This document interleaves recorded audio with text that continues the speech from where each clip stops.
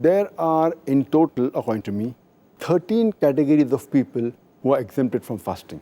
The first is if the person is an unbeliever, if he is a non-Muslim. Number 2, if he or she is a minor. Number 3, if the person is insane. Number 4, if it's a lady and she is menstruating, she need not fast. Number 5, if she has her postnatal bleeding, she's exempted from fasting. Number 6, if she's pregnant, then she's exempted. Number 7, if she's breastfeeding, she's exempted. Number 8, if the person is ill or is sick, he or she is exempted. Number 9, if the person is disabled.